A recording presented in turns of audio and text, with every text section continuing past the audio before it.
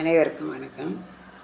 ஸ்ரீ குருப்யோ நமக, குருதேவதோப்யோ நமக, மீனாட்சி சுந்தரேஸ்வராய நமக.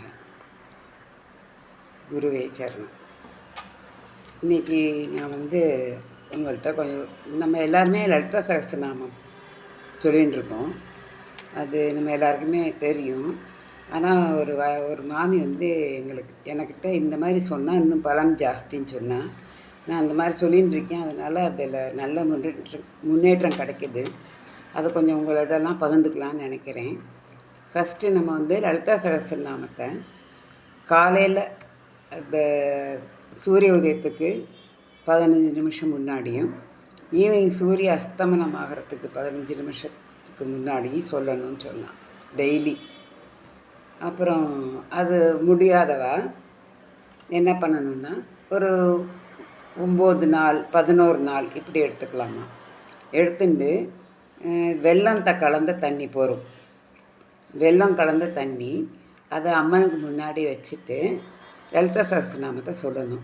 அது லலிதா சகஸ்ரநாமம் சொல்கிறதுக்கு முன்னாடி வாக்தேவதா, வசின்யாதி வாக்தேவதா, அவளை முதல்ல நமஸ்காரம் பண்ணிக்கணுமா.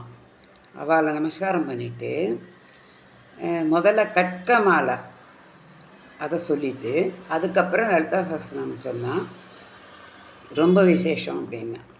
இதை நம்ம 40 நாளும் சொல்லலாம். இல்லை ஒரு 3 வெள்ளிக்கிழமை, 9 வெள்ளிக்கிழமை, 11 வெள்ளிக்கிழமை அப்படின்ட்டு சொல்லிக்கலாமா மாமி சொன்னாங்க.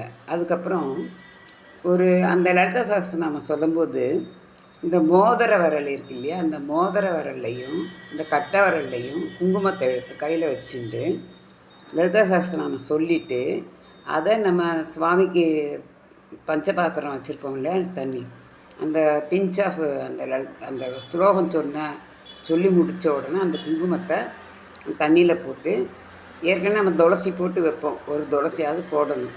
அதை போட்டு அந்த தண்ணியை குடித்தா எப்பேற்பட்ட நோயும் குணமாகும் அப்படின்னு சொன்னான்.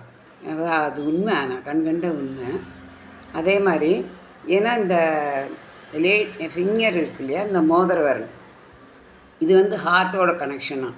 அப்போ இந்த கையிலையும் ஹார்ட்டும் சேர்ந்து நமக்கு ஒரு கான்சன்ட்ரேஷனை கொடுக்குமா. இந்த மாதிரி அந்த மாமி விளக்கம்லாம் சொன்னான். அதே மாதிரி லலிதா சகஸ்ரநாமம் யாராத்தில் டெய்லி நம்ம சொல்லிகிட்டு இருக்கோமோ அங்கே பிரத்யங்கரா தேவி நம்ம குடும்பத்தை காப்பாற்றுவான்னா. இதெல்லாம் அந்த மாமி சொன்னதுனால சாதாரணமாக லலிதா சகஸ்ரநாமம் நம்ம சொல்கிறோமே அப்படின்னு இல்லாமல் இதுக்கு ஒரு ப்ரொசீஜர் இந்த மாதிரி சொன்னால் இன்னும் பலன் அதிகம் சொன்னதுனால அதை நான் சொல்லின்னு இருக்கேன். எனக்கு நல்ல விஷயங்கள் நடந்துட்டுருக்கு. அதை எல்லாத்தையும் பகிர்ந்துக்கலான்னு சொல்லிட்டு உங்களுக்கு சொல்லியிருக்கேன். என்னை விட நிறையா உங்களை எல்லாருக்கும் தெரியும். இருந்தாலும் இந்த விஷயம் நீங்கள் ஏற்றுக்குவேன்னு நம்புகிறேன். ரொம்ப நன்றி. குருப்யோ நமக. ஸ்ரீ லலிதா சகஸ்ரநாமம். லலிதா மகா திரிபுர சுந்தரி நமக. ஸ்ரீ பாலாம்பிகா நமக.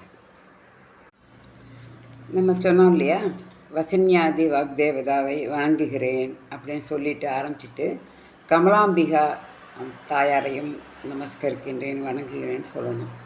லலிதா சகஸ்ரநாமம் முடித்த உடனே 11 தரம் ஸ்ரீ உமாயை நமக அப்படின்னு சொல்லி முடிக்கணுமா. ஸ்ரீ உமாயை நமக, ஸ்ரீ உமாயை நமக அப்படின்னு 11 டைம்ஸ் சொல்லி முடிக்கணுமா. இந்த மாதிரி பண்ணிவிட்டு ஒரு 3 வாரம், 9 வாரம், 11 வாரம், இல்லாட்டி 3 நாள், 9 நாள், 11 நாள், நீங்கள் 11 நாள் இல்லை 11 வாரம் எடுத்துட்டால் இன்னும் ரொம்ப விசேஷமாக இருக்கும். எனக்கு நம்ம சொல்ல ஆரம்பிச்சிட்டோம்னா திருப்பி சொல்லணும் போல் தோணும். ஸோ அதனால் நம்மளே சொல்ல ஆரம்பிச்சிடுவோம்.